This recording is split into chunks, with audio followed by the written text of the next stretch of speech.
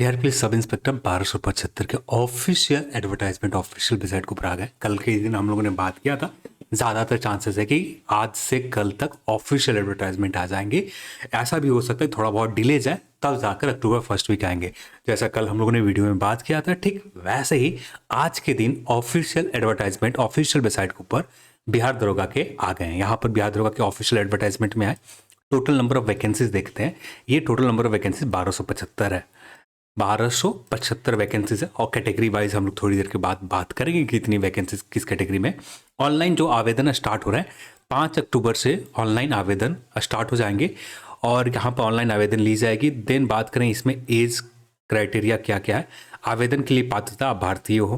शैक्षणिक योग्यता का जो कट ऑफ डेट होगा, आप किसी भी यूनिवर्सिटी से स्नातक कर रखा है, आप इस पोस्ट के लिए एलिजिबल रहेंगे, या इसके इक्वेलेंट आपने कुछ कर रखा है तो इस पोस्ट के लिए एलिजिबल रहेंगे। और कट ऑफ डेट यानी सर्टिफिकेट का कट ऑफ जो डेट जो होगा 1 अगस्त 2023, तो ये डेट है। इस डेट के पहले आपने पास कर रखा है, 1 अगस्त 2023 के पहले आपका फाइनल रिजल्ट आ चुके हैं, तब जाकर आप इस पोस्ट के लिए एलिजिबल रहेंगे। एज की गणना भी 1 अगस्त 2023 से ही काउंट किए जाएंगे। और जितने भी डॉक्यूमेंट है, चाहे आपका EWS हो गए, चाहे आपके कोई भी कैटेगरी डॉक्यूमेंट हो गए, सारे डॉक्यूमेंट 1 अगस्त 2023 के पहले का होना चाहिए।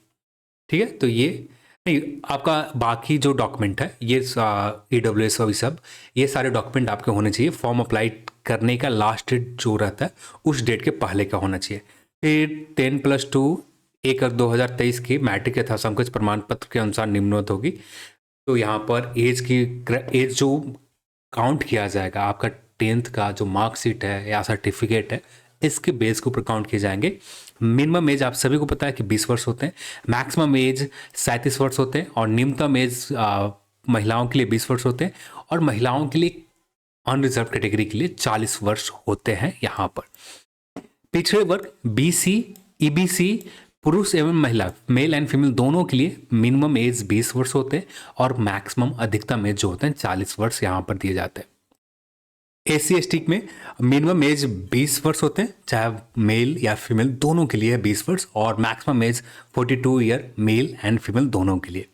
और बाकी जो सरकारी एक्स सर्विसमैन है उनको 5 साल एक्स्ट्रा जो छूट दी जाती है, तो ये अलग से है। फिर यहाँ पर अभ्यर्थी को शारीरिक मापदंड ली जाती है। अनरिजर्व कैटेगरी में आप आते हैं तो आपके न्यूनतम हाइट जो होना चाहिए 165 सेंटीमीटर आपके न्यूनतम हाइट होना चाहिए। अनरिजर्व कैटेगरी और साथ में पिछड़े वर्ग यानी BC कैटेगरी के लिए, 2 कैटेगरी के लिए, अनरिजर्व प्लस BC कैटेगरी के लिए, और साथ में EWS कैटेगरी के लिए। ठीक है, EWS में आप भी आप आते हैं तो आपका हाइट 165 सेंटीमीटर होना चाहिए।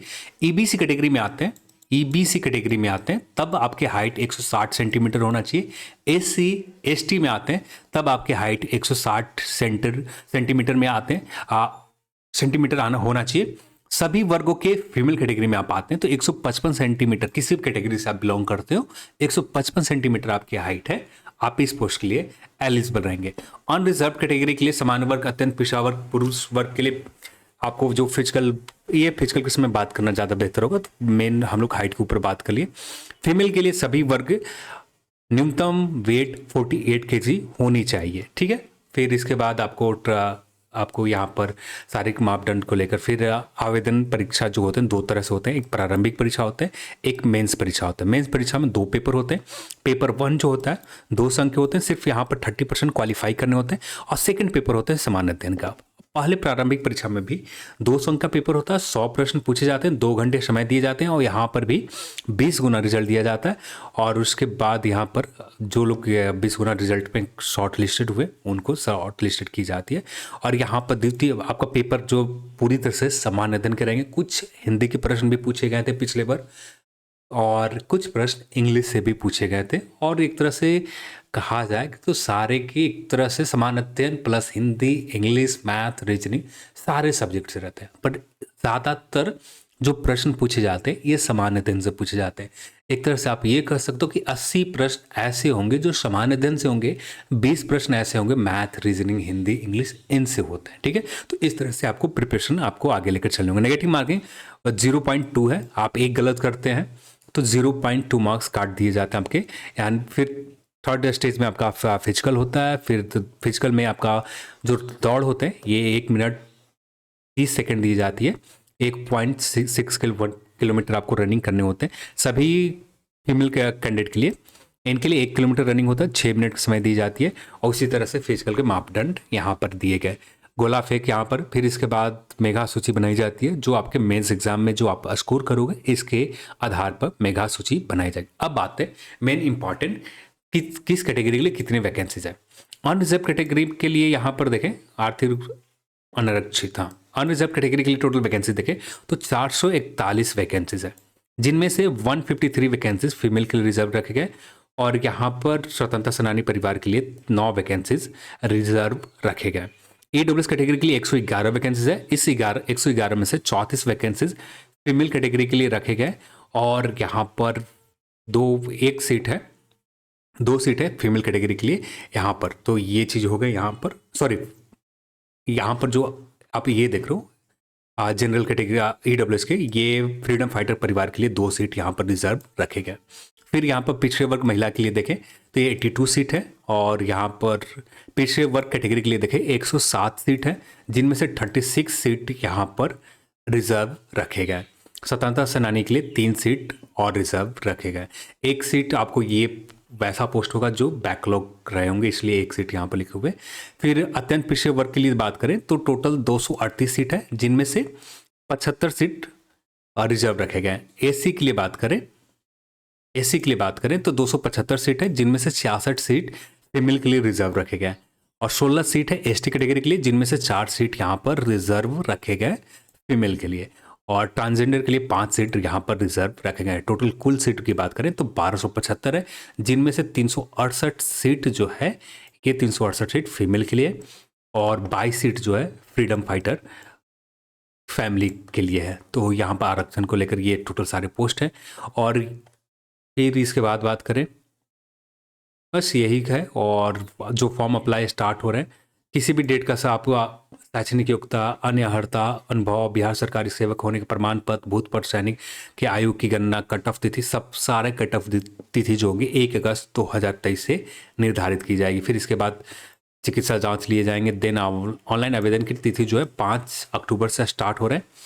फिर इसके बाद यहाँ पर जो आपकी ऑनलाइन आवेदन के किसी भी कैटेगरी, आप सामान्य वर्ग से आते हैं तो 700 रुपये होंगे।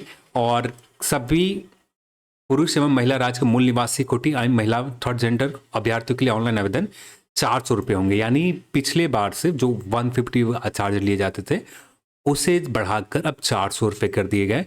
वैसे कैंडिडेट जो पुरुष, SC ST, पुरुष या महिला किसी भी कैटेगरी में आप आते हो, यहाँ पर मूल निवासी के लिए यहाँ पर जो फी रहेंगे 400 रुपये रहेंगे। और यहाँ पर हम बात करें अभ्यर्थी चाहे मूल निवासी बिहार के हो, ठीक है, BC category, EBC, BC, then EWS और उसके बाद UR कैटेगरी, पुरुष वर्ग एवं राज्य के बाहर अभ्यर्थी चाहे किसी भी कोटि को, मर्द एवं मेल एंड फीमेल दोनों किसी भी कैटेगरी को हो, किसी भी जेंडर में के आते हो तो यहाँ पर फीस 700 रुपये लगेंगे। यानी आप बिहार से बाहर के हैं, आप मेल हो या फीमेल हो, 700 रुपये लगेंगे। आप बिहार से आते हो, SC ST में आते हो, फीमेल में आते हो तो 400 रुपये फ़ी यहाँ पर लगेंगे। फ़ी का मोड यहाँ पर ये होगा। फिर इसके बाद यहाँ पर कुछ और जानकारी दी गई है जो आप एक बार देखना चाहें देख सकते हैं। लास्ट डेट फॉर्म अप्लाई का यहाँ पर कहीं पर दिखा नहीं है, पर 1-2 दिन में क्लियर हो ही जाएगा लास्ट डेट। हाँ, ये रहा अंतिम डेट जो है फॉर्म अप्लाई का 5 नवंबर 2023 को लास्ट डेट है फॉर्म अप्लाई करने को लेकर। उम्मीदवार को रद्दीकरण का, वैसे कैंडिडेट जिनकी रजिस्ट्रेशन रद्द की जा सकती है, ये बताए गए कुछ बेसिक चीज़ें। फिर इसके बाद देखें, एक बार आपको डिटेल में पढ़ लेनी चाहिए पूरी एडवर्टाइजमेंट को। चलिए आज के इस वीडियो में इतना ही, और इस वीडियो को देखने के लिए आप सभी को बहुत बहुत धन्यवाद। जय हिंद।